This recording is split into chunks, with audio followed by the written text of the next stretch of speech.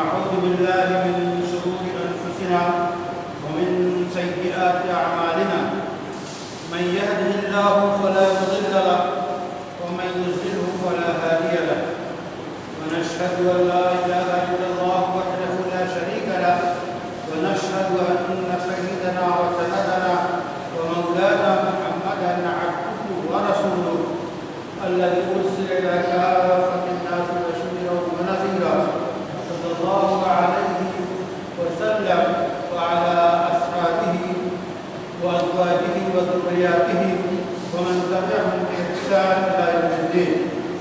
أعوذ بالله من الشيطان الرجيم. بسم الله الرحمن الرحيم.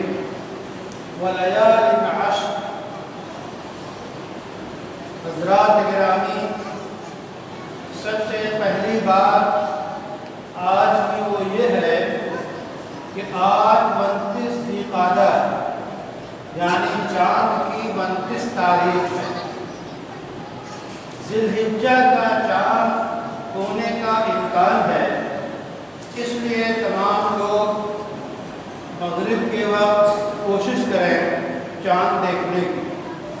عام رویت ہوتی ہے تو عام بات ہے، ورنہ جس طرح کی خبریں ملک کے معتبر رویت ہلال کمیٹیوں سے آئیں گی اس کے مطابق فیصلہ ہوگا. دوسری بات یہ ہے کہ رسول اللہ صلی اللہ علیہ وسلم نے فرمایا من کان لہ ضحیہ، کہ جسے کے پاس قربانی کا جانور ہو، یعنی وہ قربانی کرنا چاہتا ہے، تو فلا یأخذ من شعرہ وأظفارہ، تو اسے چاہیے کہ ذی الحجہ کا چاند ہوتے ہی 10ویں ذی الحجہ تک یعنی قربانی کے وقت تک، جب تک اس کا جانور قربان نہ ہو، اس وقت تک وہ نہ اپنے جسم کے کسی حصے کے بال کو کاٹے اور نہ اپنے ناخنوں کو تراشے. یہ حدیث میں آیا ہے. فقہا نے کہا ہے کہ قربانی کرنے والے کے لیے مستحب یہ ہے کہ وہ اپنے ناخن اور اپنے جسم کے بال کو نہ کاٹے. یہ مستحب ہے. اس کی حکمت بھی بیان کی گئی ہے.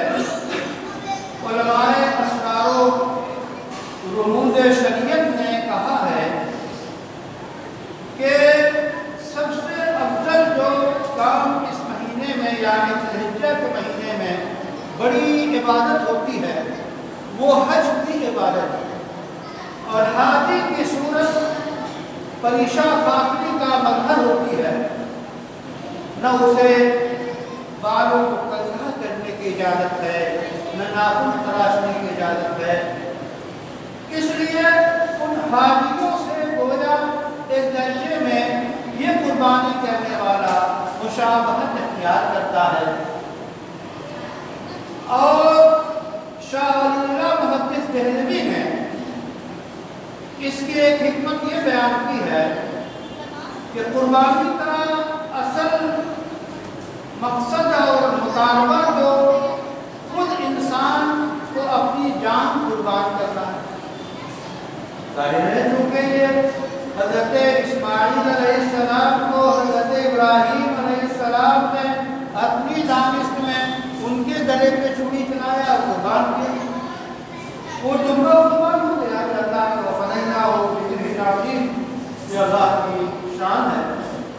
تو گویا قربانی کا خلاصہ یہ خود اپنی جان کو قربان کرتا ہے. لیکن فی الحال اللہ کا یہ حکم نہیں ہے تو اس کے بدلے جانور کو قربان کرتا ہے. جو جانور کو قربان کرتا ہے تو اپنے جسم کے بعض ایسے حصے کو جس کو جو ہے قربان کرنے سے نقصان نہیں پہنچتا، ظاہری طور پہ ناخن اور بال کو بڑھائے رکھے اور وہ اسی دن جو ہے وہ اپنے نفس کا، اپنے جسم کا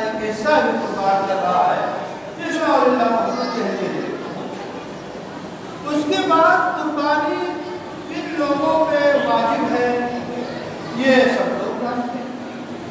جس کے پاس 52.5 تولہ چاندی یا اس کی قیمت یا سامان تجارت یا قیمتی سامان اگر موجود ہے، ساتھ گزرنا شرط نہیں ہے، تو وہ باقاعدہ اس کو وہ قربانی کرے۔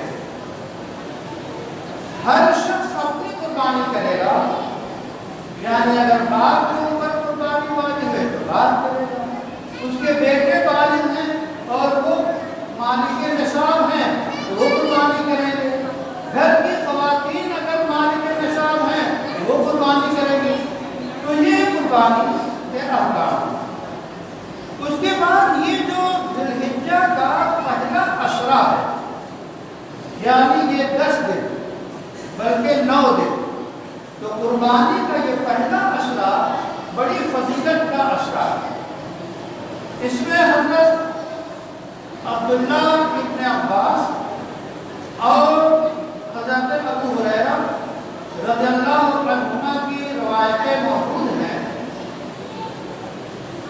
کہ ما من عمل احب فیہا من الصیام، کہ یہ 10 روز یا 9 روز ذی الحجہ کے پہلے عشرے کے ہیں، یہ بڑی فضیلت رکھتے ہیں۔ اس میں سب سے زیادہ پسندیدہ جو عمل ہے اللہ تعالیٰ کو وہ روزے رکھنا، یعنی پہلی ذی الحجہ سے لے کے 9ویں ذی الحجہ تک 9 روز، یہ بڑی فضیلت کے حامل دن ہیں اور اس میں روزے رکھنے چاہیے، نفل ہے۔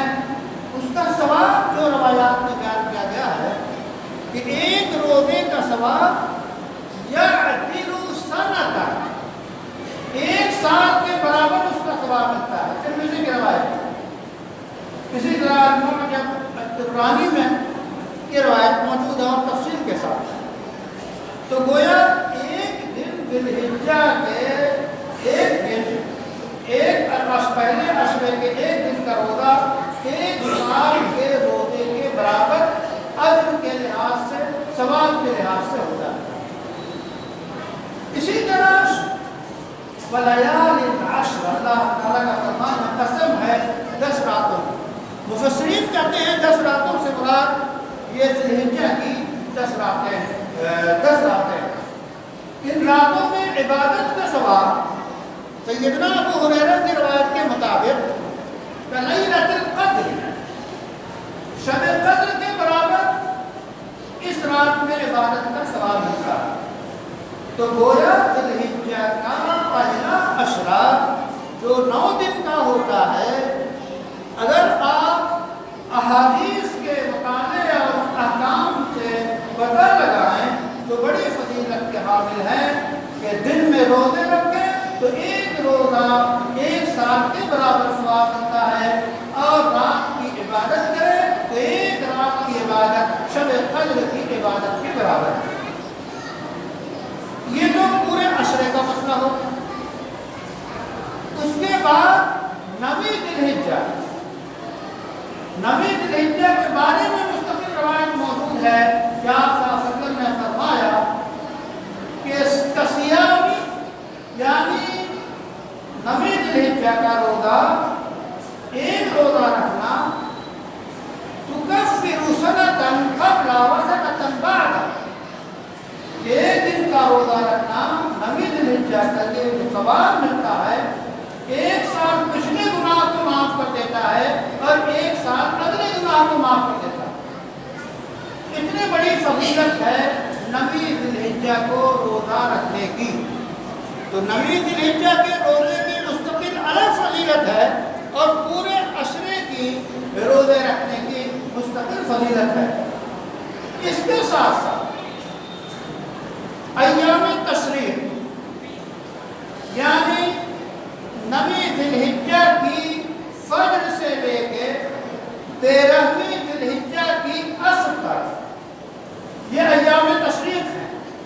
اس میں تکبیرات تشریق کہی جائیں گی، اور تکبیرات تشریق کیا ہوتا ہے؟ اللہ اکبر لا الہ الا اللہ اللہ اکبر وللہ الحمد.